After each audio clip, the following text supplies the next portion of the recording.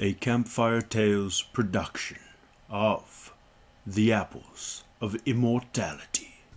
Welcome to Story Time. This was another time that there were three of them, exploring in the mountain wastes and the edges of Jotunheim, the home of the giants. This time the three of them were Thor, Loki, and Honir. Food was hard to find in those mountains, and the three gods were hungry, and getting hungrier. They heard a noise, the lowing of distant cattle, and they looked at each other and grinned the grins of hungry men who would eat that night. They came down into a green valley, a place of life, where huge oak trees and high pine trees bordered meadows and streams, and there they saw a herd of cattle, huge and fat, on the valley's grass. They dug a pit and built a fire of wood, and they slaughtered an ox and buried it in the bed of hot coals, and they waited for the food to be done. They opened the pit, but the meat was still raw and bloody. Again they lit a fire. Again they waited. Again the meat had not even been warmed by the heat of the fire. "Did you hear something?" asked Thor. "What?" said Honir. "I heard nothing." "I heard it," said Loki. "Listen." They listened, and the sound was unmistakable. Somebody somewhere was laughing at them, vast and amused. The three gods looked all around them, but there was no one else in the valley, only themselves and the cattle. And then Loki looked up. On the highest branch of the tallest tree was an eagle. It was the largest eagle they had ever seen, a giant of an eagle, and it was laughing at them. "Do you know why our fire will not cook our dinner?" asked Thor. "I might know," said the eagle. "My, you do look hungry. Why don't you eat your meat raw? That is what eagles do. We tear it with our beaks, but you do not have beaks, do you?" "We are hungry," said Honir. "Can you help us cook our dinner?" "In my opinion," said the eagle, "there must be some kind of magic on your fire, draining its heat and its power. If you promise to give me some of your meat for myself, I'll give your fire back its power." "We promise," said Loki. "You can help yourself to your portion as soon as there is cooked meat for all of us." The eagle flew once around the meadow, beating its wings in gusts so powerful that the coals on the pit flared and flamed, and the gods were forced to hold on to each other to keep them from blowing off their feet. And then it returned to its perch high on the tree. This time they buried the meat in the fire pit with a good heart, and they waited. It was the summer, when the sun barely sets in the north lands and the day lasts forever.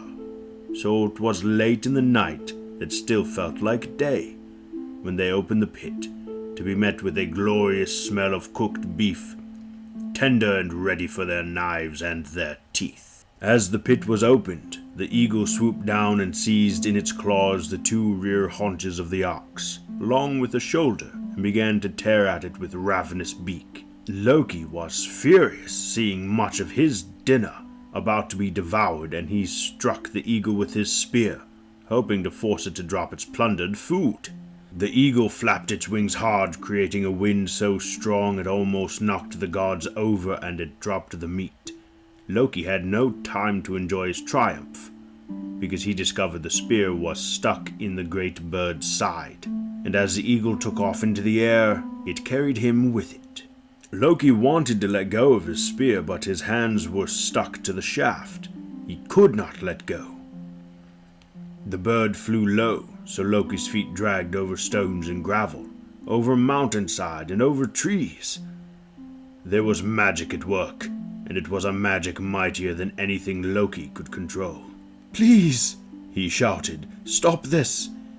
You are going to tear my arms from my sockets. My boots are already destroyed. You are going to kill me." The eagle soared off the side of a mountain and circled gently in the air, with only the crisp air between them and the ground. "Perhaps I will kill you," Whatever it takes to make you put me down, gasped Loki. Whatever you want, please. I want, said the eagle, Idun, and I want her apples, the apples of immortality. Loki hung in the air. It was a long way down. Idun was married to Bragi, god of poetry, and she was sweet and gentle and kind. She carried a box with her made of ash wood which contained golden apples.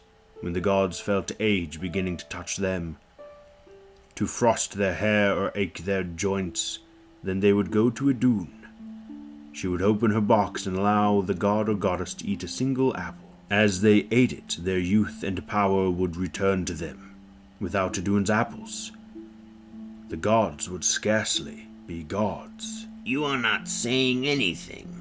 I think, said the eagle, I will drag you over some more rocks and mountaintops. Perhaps I will also drag you through some deep rivers this time.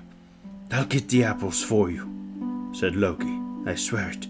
Just let me down. The eagle said nothing, but with a twitch of its wing, it began to descend to a green meadow from which a fire smoke rose.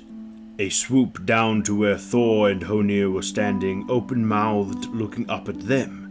As the eagle flew above the fire pit, Loki found himself falling, still grasping his spear, and he tumbled onto the grass with a cry. The eagle beat its wings and rose above them, and in moments, it was a tiny dot in the sky. I wonder what that was about, said Thor. Who knows, said Loki. We left you some food, said Honir. Loki had lost his appetite, which his friends attributed to his flight in the air. Nothing else interesting or out of ordinary occurred on their way home. The next day, Idun was walking through Asgard, greeting the gods, looking at their faces to see if any of them were beginning to look old. She passed Loki. Normally, Loki ignored her, but this morning he smiled at her and greeted her. Idun, so good to see you. I feel age upon me, he told her. I need to taste one of your apples. You do not look as if you are aging, she said. And I hide it well, said Loki. Oh, my aching back, old age is a terrible thing, Idun. Idun opened her ashwood box and gave Loki a golden apple. He ate it with enthusiasm, devouring it, seeds and all. Then he made a face. Oh dear, he said. I thought you'd have, well, nicer apples than this. What a peculiar thing to say, said Idun. Never before had her apples been received like this. Normally, gods talked only about the perfection of the flavor and how good it was to feel young again. Loki, these are the apples of the gods, the apples of immortality. Loki looked unconvinced. Perhaps, he said, but I saw some apples in the forest that were finer in every way than your apples. Looked nicer, smelled nicer, tasted nicer than these. I think they were the apples of immortality too. Perhaps a better kind of immortality than yours. He watched expressions chasing each other across Idun's face. Disbelief, puzzlement, concern. These are the only apples like this that there are, she said. Loki shrugged. I'm just telling you what I saw. Idun walked beside him. Where are these apples? Over there. Not sure I could tell you how to get there, but I could take you through the forest. It's not a long walk. She nodded. But when we see the apple tree, said Loki, how will we be able to compare those apples to the ones in your ash box back in Asgard? I mean, I could say they are even better than your apples, and you would say, nonsense, Loki. These are shriveled crab apples compared to my apples, and how could we tell? Don't be silly, said Idun. I will bring my apples. We will compare them. Ah, said Loki. What a clever idea. Well then, let's go. He led her into the forest, Idun holding tightly to her ash box, containing the Apples of Immortality. After half an hour of walking, Idun said, "Loki, I am starting to believe that there are no other apples, and there is no apple tree." "That's unkind of you and hurtful," said Loki. "The apple tree is just at the top of that hill there." They walked up to the top of the hill. "There is no apple tree here," said Idun. "Only that tall pine with the eagle in it." "Is that an eagle?" said Loki. "It's very big." As if it heard them, the eagle spread its wings and dropped from the pine tree. "No eagle am I, but the giant Thiazi, in eagle shape, here to claim the beautiful Idun. You will be a companion to my daughter, Skadi, and perhaps you will learn to love me. But whatever happens, time and immortality have run out for the gods of Asgard. So say I. So says Thiazi." It seized Idun in one taloned claw and the ashwood box of apples in the other, and it rose into the sky above Asgard and was gone. "So that's who that was," said Loki to himself. "I knew it wasn't just an eagle." And he made his way home, hoping vaguely that nobody would notice that Idun and her apples were gone, or that if they did, it would be a long time after anyone would connect her disappearance with Loki taking Idun into the forest. "You were the last to see her," said Thor, rubbing the knuckles of his right hand. "No, I wasn't," said Loki. "Why would you even say that?" "And you haven't become old like the rest of us." "I'm old, but I'm lucky," said Loki. "I wear it well." Thor grunted, entirely unconvinced. His red beard was now snow white with a few pale orange hairs in it, like a once proud fire become white ashes. "Hit him again," said Freya. Her hair was long and grey, and the lines in her face were deep and careworn.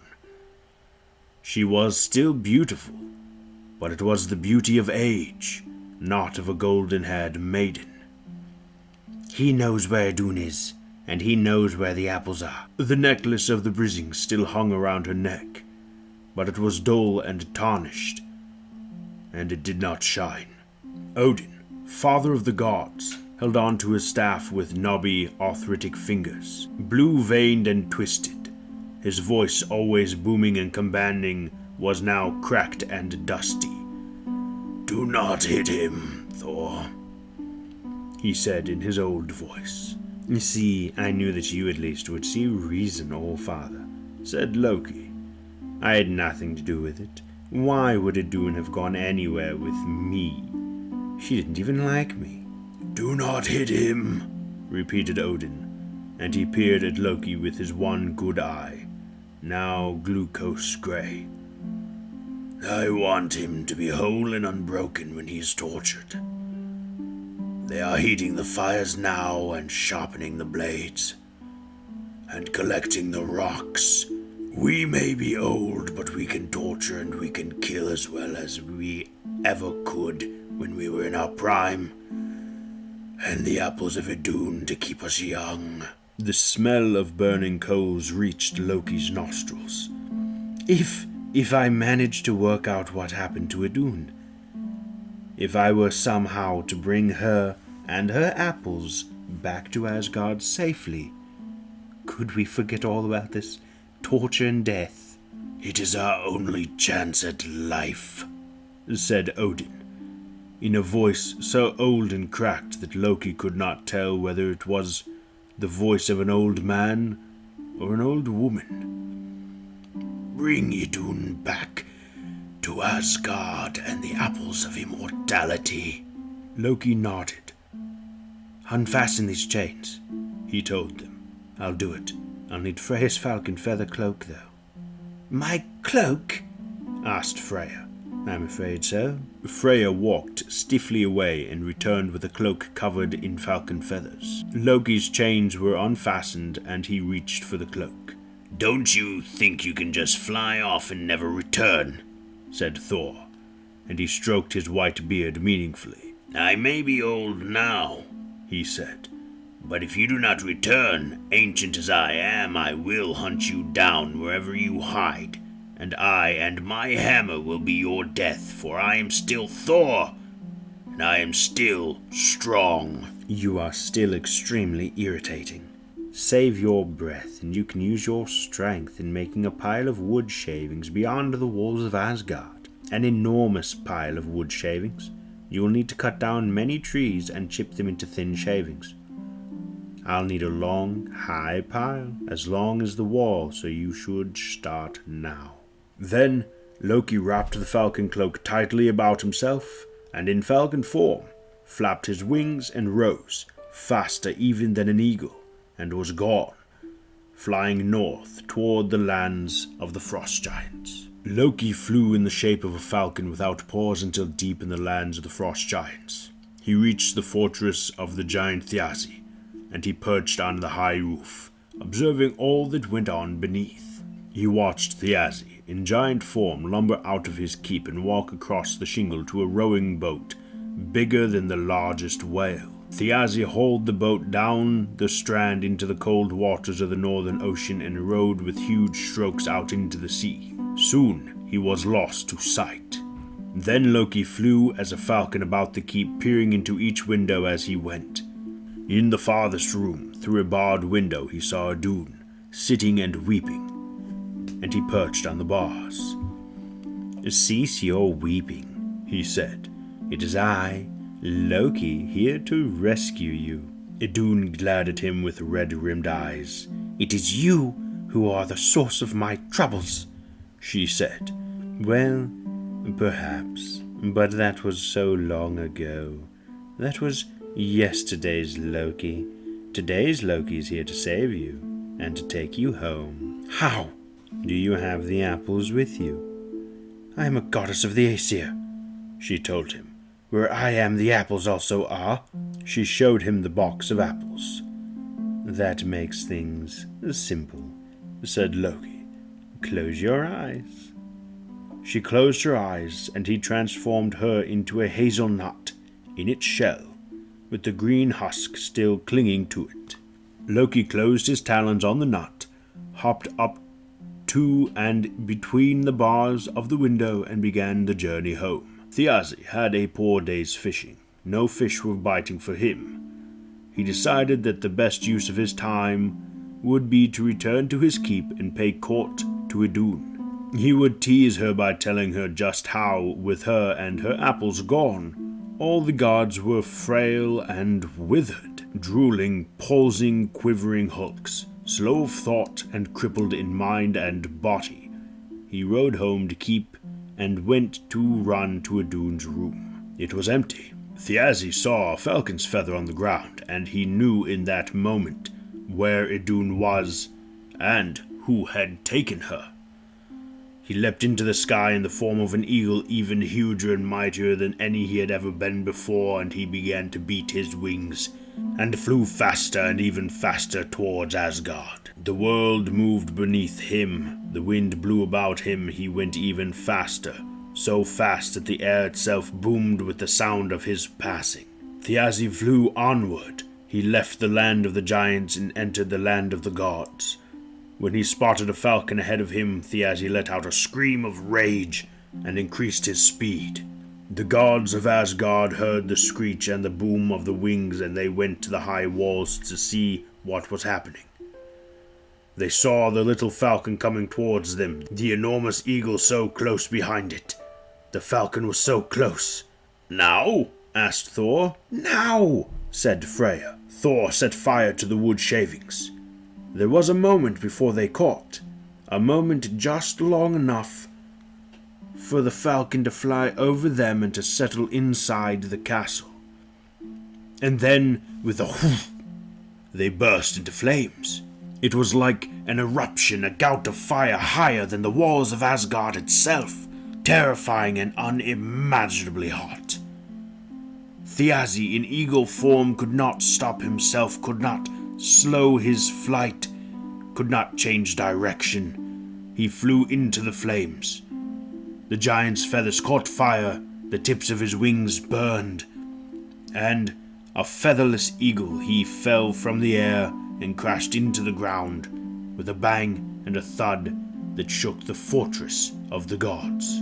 Burned, dazed, stunned, the naked eagle was no match even for the elderly gods. Before he could transform himself back into giant shape, he was already wounded, and as he changed from bird into giant, a blow of Thor's hammer parted Thiazi from his life. Idun was glad to be reunited with her husband. The gods ate of the Apples of Immortality and regained their youth. Loki hoped that the matter was now done with. It wasn't. Thiazi's daughter Skadi put on her armor, picked up her weapons, and came to Asgard to avenge her father. "My father was everything to me," she said. "You killed him. His death fills my life with tears and misery. I have no joy in my life. I am here for vengeance or for compensation." The Aesir and Skadi bargained for compensation back and forth. In those days, each life had a price on it, and Thiazi's life was priced highly. When the negotiations were concluded, the gods and Skadi had agreed that she would be recompensed for her father's death in 3 ways. First, that she would be given a husband to take the place of her dead father. It was obvious to all the gods and goddesses that Skadi had set her heart on Balder, the most beautiful of all the gods. She kept winking at him and staring until Balder would look away, blushing and embarrassed. Second, that the gods would make her laugh again, because she had not smiled or laughed since her father had been killed. And last, that the gods would make it so that her father would never be forgotten. The gods let her choose a husband from their number, but they had one condition. They told her that she could not choose her husband by seeing his face. The male gods would all stand behind a curtain with only their feet showing. Skadi would have to choose her husband by his feet. One by one the gods walked past the curtain, and Skadi stared at their feet. "Ugly feet," she would say as each set of feet went past. Then she stopped and exclaimed with delight. "Those are the feet of my husband-to-be," she said. "Those are the most beautiful feet. They must be Balder's feet. Nothing on Balder could be ugly." And while Balder was indeed beautiful, the feet she had chosen, Skadi discovered when the curtain was lifted, belonged to Njord, god of chariots, a father of Frey and Freya. She married him then and there. At the wedding feast that followed, her face was the saddest any of the Aesir had ever seen. Thor nudged Loki. "Go on, make her laugh. This is all your fault anyway." Loki sighed. "Really?" Thor nodded, and he tapped the handle of his hammer meaningfully. Loki shook his head.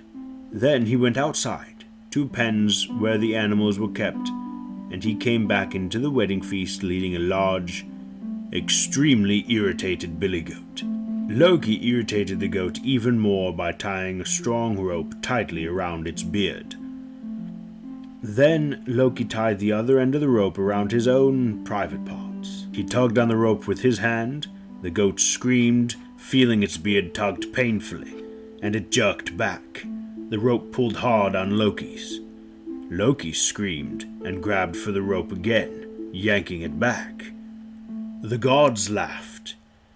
It did not take a lot to make the gods laugh, but this was the best thing they had seen in a long time. They placed bets on what would be torn off first, the goat's beard or Loki's privates. They mocked Loki for screaming. "Like a fox wailing in the night time," exclaimed Balder, stifling his laughter. "Loki sounds like a weeping baby," giggled Balder's brother, Hod, who was blind, but still laughed every time Loki screeched. Skadi did not laugh, although the ghost of a smile began to haunt the corners of her lips. Every time the goat screamed, or Loki wailed like a child in pain, her smile became a little wider. Loki pulled, the goat pulled. Loki screamed and yanked the rope. The goat yelped and yanked back, even harder. The rope snapped. Loki shot through the air, clutching at his groin, and landed smack in Skadi's lap, whimpering and broken. Skadi laughed like an avalanche in mountain country. She laughed as loudly as a calving glacier. She laughed so long and so hard that tears of laughter glittered in her eyes. And as she laughed for the first time, she reached out and squeezed her new husband Njord's hand. Loki clambered down from her lap and staggered away, both hands clutching between his legs as he went, glaring in an aggrieved fashion at all the gods and goddesses, who only laughed the louder. "We are done, then," said Odin, the All-Father, to Skadi, the giant's daughter, when the wedding feast was over. "Or almost done."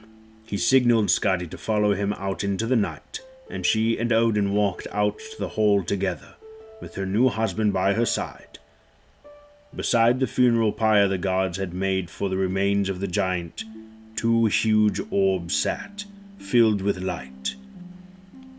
"Those orbs," said Odin to Skadi, "those were your father's eyes." The All-Father took the 2 eyes and threw them up into the night sky, where they burned and glittered together, side by side. "Look up into the night, in midwinter. You can see them there, twin stars, one blazing beside the other. Those 2 stars are Thiazi's eyes, and they are still shining today." If you enjoyed the story, please like, comment, and subscribe, and follow me on Twitter for news and updates. The information shall be in the description. Until next time, my friends, fare thee well.